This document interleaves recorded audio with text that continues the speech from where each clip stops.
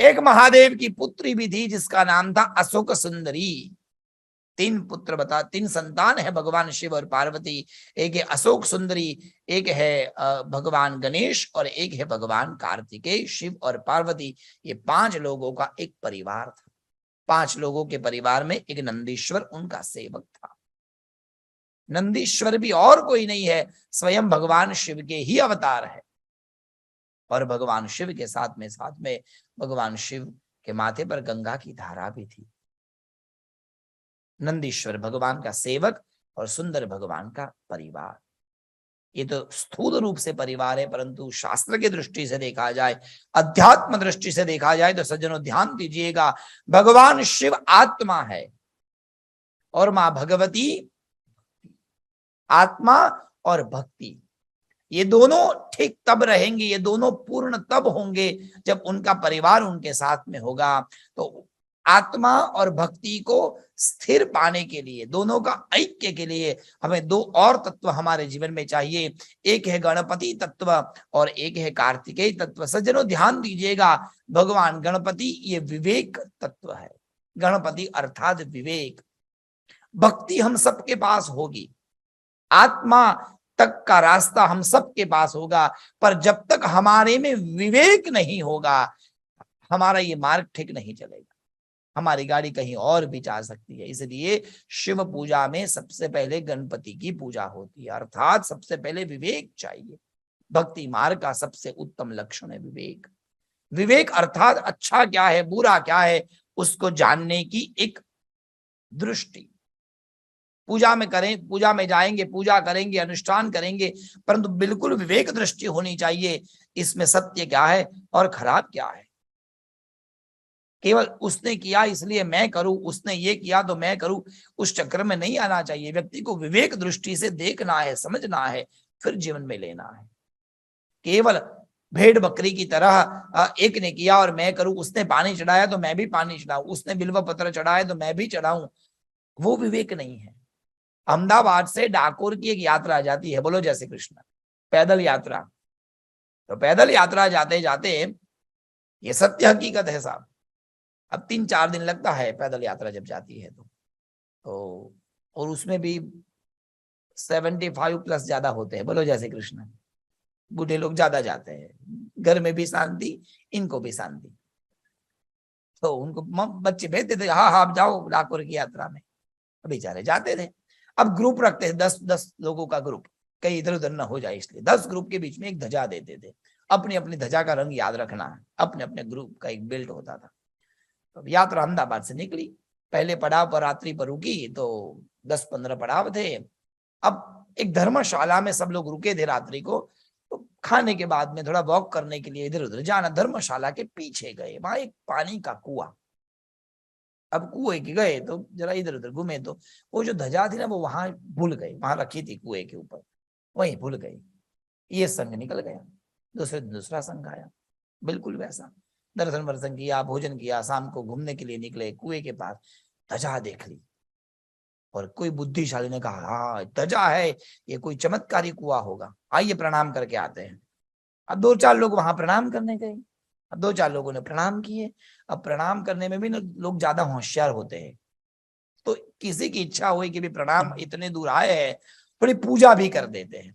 अब वो डिब्बी पास थैली पास में ही थी, वो निकाली, 2-4 बहनों ने मिलकर, किसी ने स्वस्तिक बनाया, कोई 5 तिलक लगाया, कोई दिया किया, होने लगा।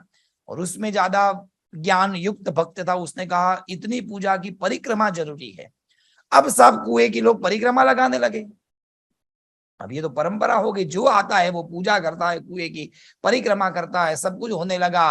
और एक्चुअल में ये कुआं वो था कि जो धर्मशाला का जो बाथरूम का सब पानी है वो इसमें इकट्ठा होता था। अब वहां पूजा भी होने लगी, परिक्रमा भी होने लगी। एक अत्यंत बुद्धिशाली ने कहा इतना किया, पूजा किया, परिक्रमा किया, चरणामृत नहीं लिया तो पूजा क्या। ये विवेक नहीं है साहब। विवेक होना है, मैंने बिल्व पत्र अर्पण किया महादेव पर, क्यों, ये बुद्धि में आना है कि त्रिदलम त्रिगुणाकारम त्रिनेत्रम च त्रयायुधम त्रिजन्म पाप संहारम एक बिल्वम त्रिगुणम।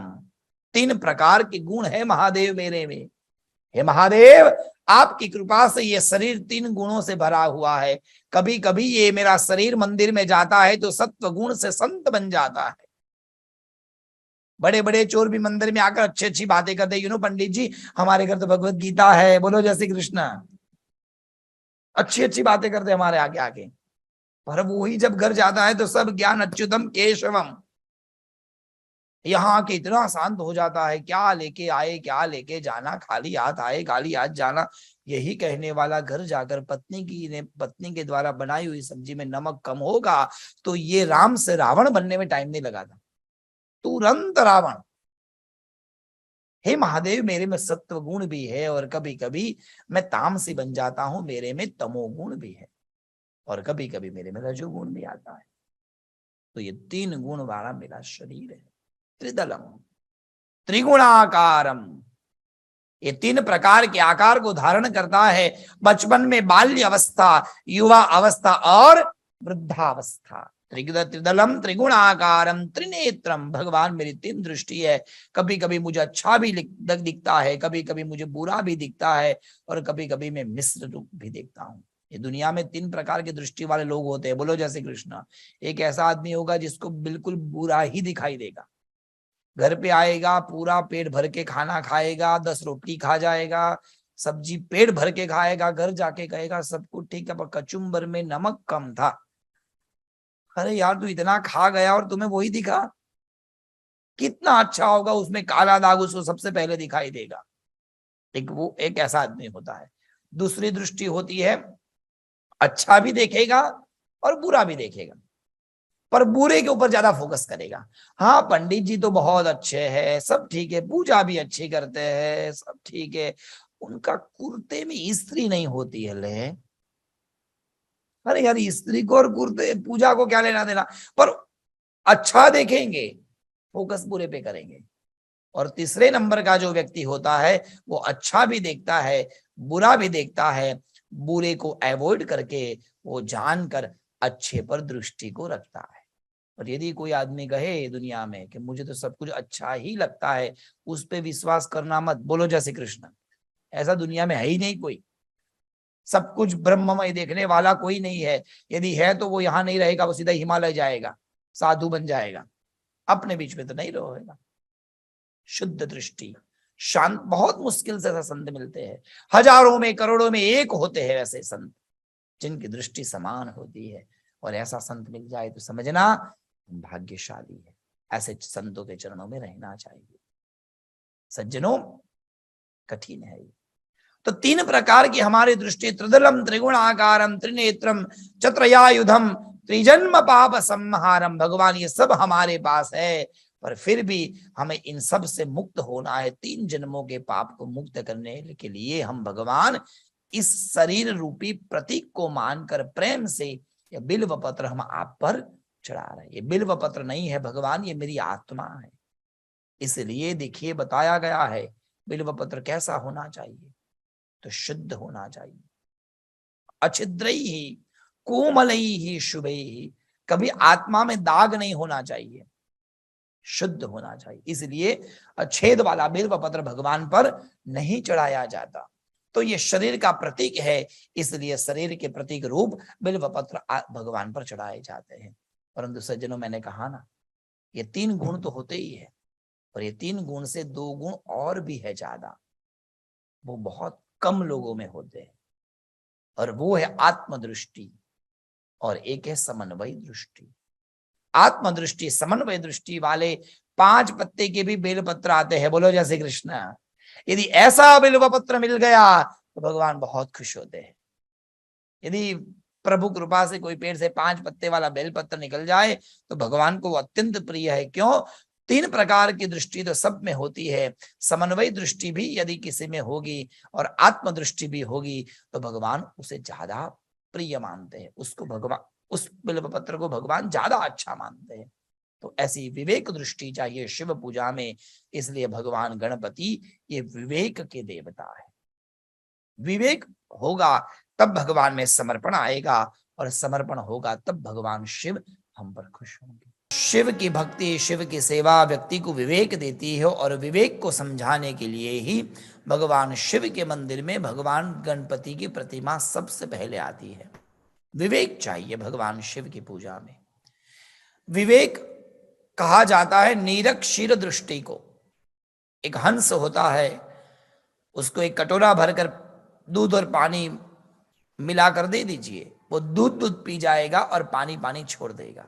अर्थात जीवन में भी हंस वृत्ति रखना है हम सबको। जीवन में कई चीजें बहुत अच्छी भी आती है, कई चीजें नहीं भी आती, तो उनमें से अच्छी वस्तु को ले लेना, ये विवेक दृष्टि है। विवेक दृष्टि के लिए हमें आंखें छोटी रखनी पड़ती है। एकदम सूक्ष्म से सूक्ष्म दृष्टि होगी तब विवेक आएगा। इसलिए भगवान गणपति की आंखें छोटी है। विवेक के लिए हमें हमारी ये जो श्रवण शक्ति है वो बहुत बड़ी रखनी पड़ेगी। बहुत लोगों को सुनना पड़ेगा, बहुत लोगों को सुनेंगे तब जाकर विवेक आएगा। इसलिए विवेक रूप गणपति के कान बड़े हैं। बहुत लोगों की बात सुनकर उसको अपने पेट में धारण करना है। इसलिए गणपति का पेट बड़ा नहीं है। बोलो जय श्री कृष्ण। कई लोग कहते गणपति लड्डू खाते हैं तो पेट बड़ा होगा ना, लड्डू खाने से तो ताकत आती है। लड्डू को हमारे संस्कृत में मोदक कहा गया है। मोदम ददाति इति मोदकः। भगवान गणपति मोदक खाते हैं इसलिए मोटे नहीं है, इसलिए इनका पेट बड़ा नहीं है। ये तो उन्होंने एक राक्षस को निगल लिया था। एक राक्षस था मूर्व नाम का, जो अग्नि के गोले के रूप में सबकी खेती को बिगाड़ रहा था, सबको मार रहा था, परेशान कर रहा था महाराष्ट्र में। और उस समय वहां के लोगों ने, क्योंकि महाराष्ट्रियन जो होते हैं वो गणपति के अत्यंत प्रिय होते हैं, उनको गणपति बहुत अच्छे लगते हैं। इसका मतलब ये नहीं गणपति मराठी थे। बोलो जय श्री कृष्ण। महाराष्ट्र में लोगों ने गणपति से प्रार्थना की, भगवान ये शत्रु हम पर आया है, बचाइए। भगवान गणेश जी ने उनकी प्रार्थना को सुनकर वो पूरे अग्नि के गोले को निगल लिया अपने पेट में और पेट में भर दिया। और जब पेट में चला गया तो उस गर्मी के कारण भगवान गणेश जी का शरीर पूरा केसरी रंग का, एकदम केसरी, मतलब अग्नि के गोले की तरह जलने लगे भगवान। लोग आए गणपति को शांत करने के लिए। किसी ने आकर भगवान पर दूध चढ़ाया, किसी ने दही चढ़ाया, पंचामृत से अभिषेक किया कि भाई शांत हो जाए भगवान। पंचकर्मा शायद आपने केरला में सुना होगा, तो अलग अलग तत्व डालते हैं शरीर पर जिससे ये शरीर की गर्मी शांत हो जाती है। ये प्रयास किया गणपति के ऊपर पर नहीं हुआ। अलग अलग प्रकार की औषधि वनस्पति लाकर दी, नहीं हुआ। नारद जी को पूछा क्या किया जाए, बोले सब लोगों ने सब कुछ अर्पण कर दिया। पार्वती जी ने दूध चढ़ा दिया, किसी ने दही चढ़ा दिया, कोई देवताओं ने आकर वनस्पति चढ़ाई, सबने सब कुछ चढ़ाया, पर गणपति का जो प्रिय है उसने अभी तक कुछ नहीं चढ़ाया। बोले कौन? बोले चूहा। वो कुछ चढ़ाए तो कुछ हो जाए। जाकर चूहे को कहा भाई तू भी चल कुछ चढ़ाओ। अब बेचारा गरीब चूहा, उसके पास कुछ नहीं था। नारद जी ने कहा भाई चलो। बोले मैं क्या लेके जाऊं, है ही नहीं कुछ मेरे पास। पर इतनी उत्कटता से वो चूहा दौड़ता है, दौड़ते दौड़ते कुछ समझ में नहीं आता, प्रभु मेरे पास कुछ नहीं है। जाते जाते रास्ते में जो दुर्वा उगी घास था, थोड़ा सा 2-4 टुकड़े तोड़ लिए और जाकर गणपति के आकर खड़ा हो गया। प्रभु मेरे पास कुछ नहीं है, मैं बहुत गरीब हूं, कुछ नहीं मिला। ये दुर्वे का तिनका मिला है, दिल से चढ़ाता हूं। और जहां उसने दुर्वा भगवान पर चढ़ाई, प्रभु एकदम शांत हो गए। दुर्वा ये प्रतीक है प्रेम का, समर्पण का, भाव का। जिस भाव से उसने चढ़ाया उस भाव से भगवान शांत हुए हैं। और आयुर्वेद की दृष्टि से देखा जाए तो अंदर की गर्मी को शांत करने के लिए ये दुर्वा बहुत अच्छी मानी गई है। अलग अलग धान जो आते हैं उसको उगाइए, उसको गुजराती में जवारा बोलते हैं, उसका रस पीजिए। बोलो जय श्री कृष्ण। पहले के जमाने में जवारे का पानी लोगों को पिलाते थे पूजा के बाद में। So we are not believing, ऐसा हम इसमें नहीं मानते, ये थोड़ी हो सकता है। पंडित जी जब भी पूजा करते थे तो उसमें जो तीर्थ होता था उसमें कहीं दुर्वा छोड़ते थे, सरसव के दाने छोड़ते थे, ये सब भगवान पर चढ़ाते थे, 1 चम्मच लेकर प्रसाद में देते थे। लोग नहीं मानते थे, आजकल विज्ञान ने, अमेरिका ने सबको कहा कि भाई अंदर की गर्मी को करना है, डायबिटीज को कंट्रोल करना है, ये बीपी को कंट्रोल करना है, तो घर पे जवारे उगाइए, उसको काटिए, मिक्सचर में अच्छे से क्रश करिए और रोज सुबह 1 गिलास पीजिए। बोलो जय श्री कृष्ण। बीमार पड़ा तब गिलास पीना शुरू किया। पहले के जमाने में रोज 1-1 चम्मच देते थे कि कभी बीमारी ही ना आए, उसमें नहीं मानना था, यहाँ माना। बोलो जय श्री कृष्ण। ये वैज्ञानिक दृष्टि है, एक भाव पक्ष है। और आध्यात्मिक पक्ष में कहते हैं दुर्वा ये प्रतीक है समर्पण का, भाव का। जब भाव अर्पण करेंगे तो प्रभु राजी होंगे, शांत हो जाएंगे। विवेक चाहिए और विवेक के लिए भाव चाहिए। भगवान गणेश जी के कान बड़े हैं, अच्छी श्रवण शक्ति, पेट बड़ा है, कोई भी खराब वृत्ति है, खराब बातें हैं तो उसको पेट में भर देना है, उसको बाहर नहीं निकालना है और अपनी शांति के द्वारा उस बातों को शांत कर देना। पर हमारी वृत्ति अलग है, कोई बुरा कहता है थोड़ा मिर्चा मसाला डालकर दूसरे को बताते हैं, बात कहां से कहां पहुंच जाती है। तो विवेक दृष्टि शिव तत्व में चाहिए, एक और दृष्टि चाहिए और वो है कर्म की दृष्टि, और वो हमें कार्तिकेय भगवान से मिलती है। शुद्धता चाहिए, पवित्रता चाहिए, और पवित्रता ज्ञान हमें भगवान शिव के ऊपर जो गंगा की धारा है उस धारा से मिलता है, क्योंकि गंगा अत्यंत पवित्र है, स्वयं भी पवित्र है और दूसरों को भी गंगा पवित्र बना देती है।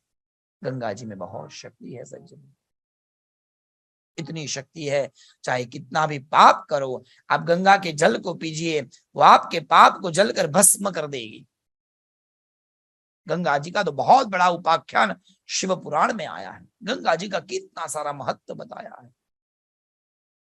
गंगा के तीर्थ समान दुनिया में और कोई तीर्थ नहीं है, गंगा के जल के समान दुनिया का और कोई जल नहीं है। गंगा जी में कितनी ताकत है इतना किसी में नहीं है। गंगा जी का जल थोड़ा शरीर में चला जाए तो पाप जलकर भस्म हो जाते हैं। घर में गंगा जल जरूर रखना चाहिए और थोड़ा थोड़ा भगवान पर चढ़ाना चाहिए, अत्यंत पवित्र माना है। गंगा जी ये पवित्रता और विशुद्धता का प्रतीक है। शिव पूजा की ये सब तत्व है। भक्ति और आत्मा की विशुद्धि के लिए, भक्ति को आत्मा में समर्पित करने के लिए ये सब जरूरी है। सबसे पहले गणपति अर्थात विवेक, कार्तिकेय भगवान अर्थात कर्म, माँ गंगा अर्थात पवित्र, और ये सब होते होते हुए भी हमें एक और वस्तु चाहिए और वो वस्तु है संयम। संयम का प्रतीक माना गया है कछुए को, काचुए को। आप कभी जाइए शिवालय में, शिव और नंदी के बीच में एक कछुआ होता है, वो भी शिवालय में जरूरी है। क्यों? क्योंकि वो संयम का प्रतीक है।